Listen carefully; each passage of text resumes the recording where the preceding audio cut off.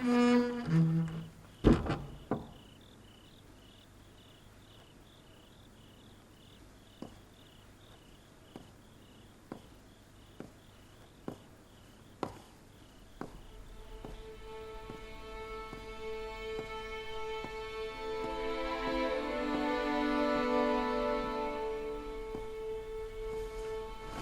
母，起来吧，我正要传你呢。我是来告诉姑母，皇上安排了您去行宫颐养天年。怎么颐养天年？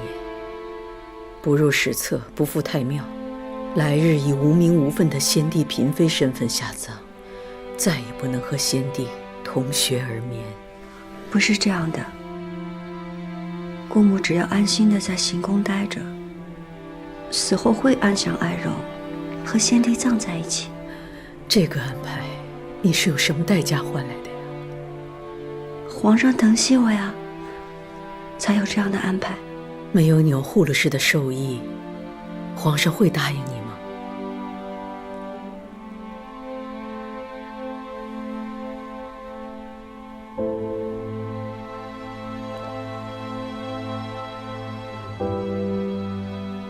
他一定也让你选择。我们姑侄俩，谁能活下来？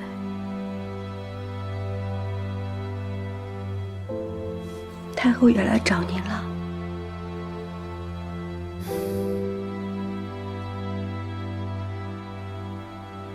青莹，你过来。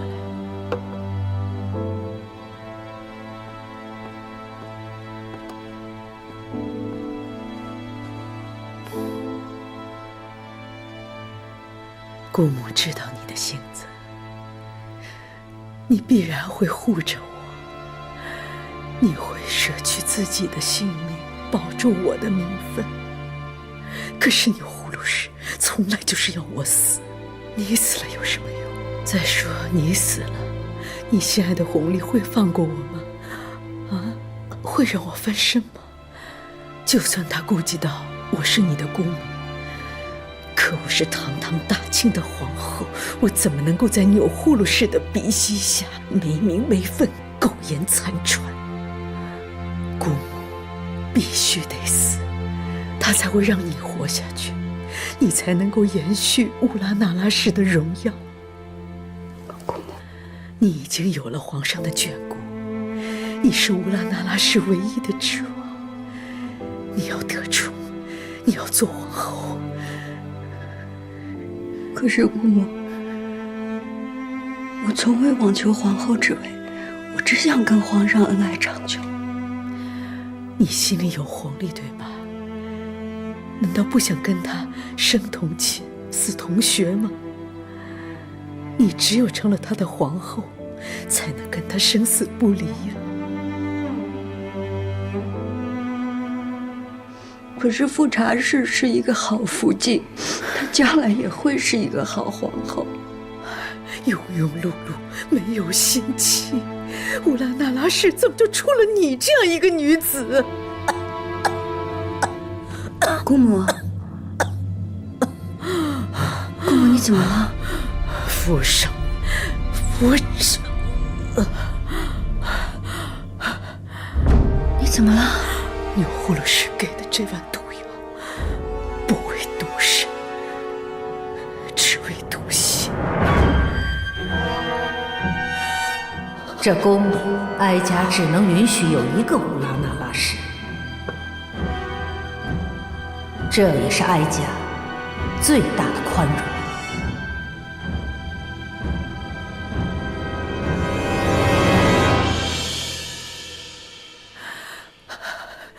青莹啊，你要看着我死，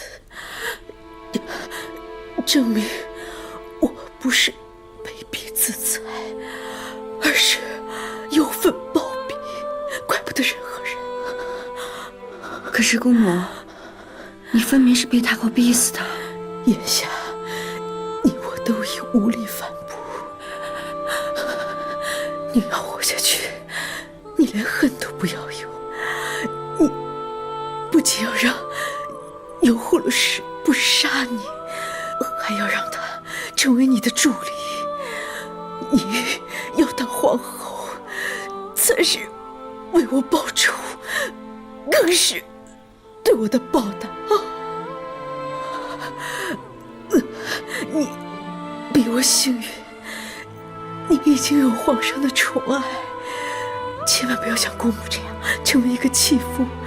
青莹，乌拉那拉氏已经有一个弃妇了，再不能出第二个弃妇了。姑母，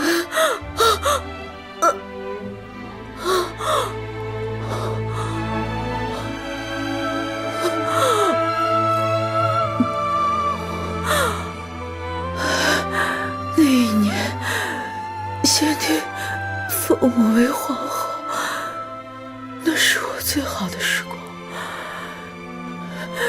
身应殊荣。我爱的人也没有离开我。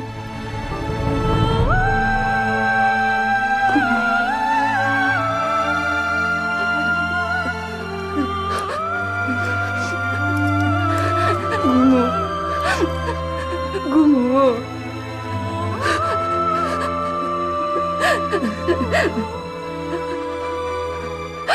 姑母。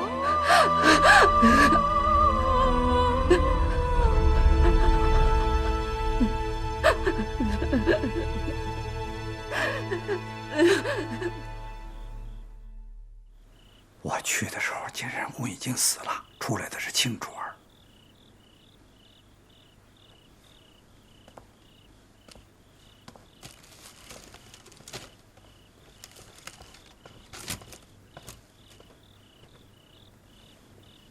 太后，出来的是亲主。成汉进去时，景仁宫那位已经气绝了，伺候他的秀夏也跟着自裁了。景仁公死了，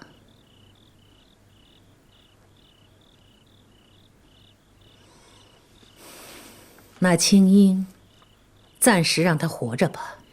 那景仁宫那位是不是密不发丧？哀家明日去见皇帝，与他商议。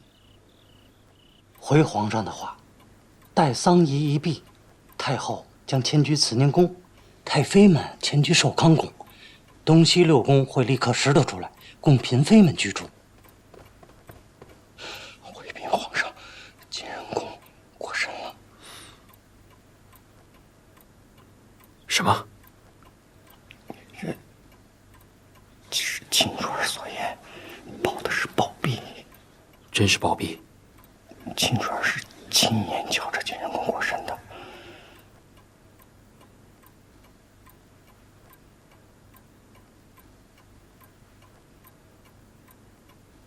是服毒。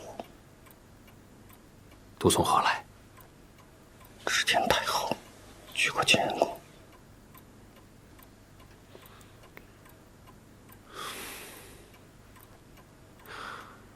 让人去照顾景仁公的身后事。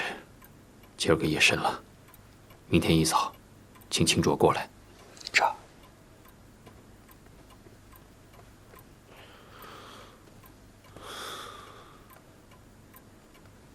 景仁公过身了，他怎么死的？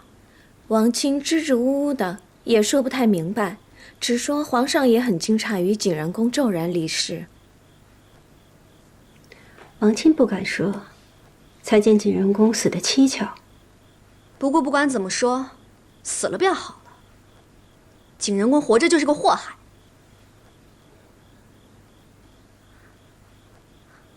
啊，天色也不早了，姐姐这些日子也乏了，妾身就先行告退了。莲心，送侧福晋。是。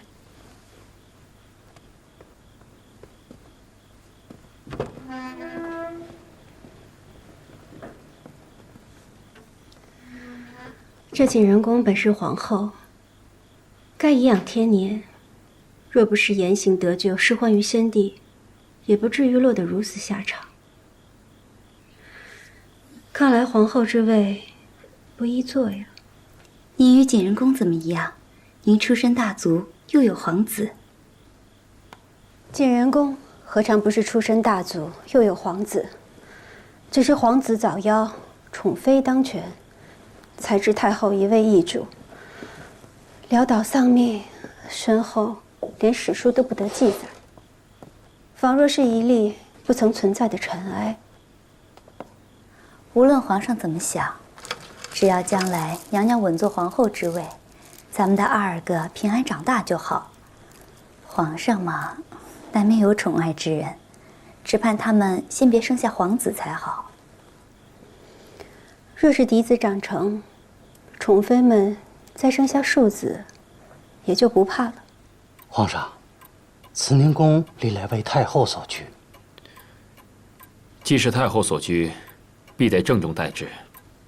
传朕旨意，精修慈宁宫，以供太后颐养天年。既有精修慈宁宫一时就住不得人，那太后可以暂住寿康宫。让太后和太妃们同住，这也太窄巴了点儿。哎，皇上小心外太后，奴才立刻去办。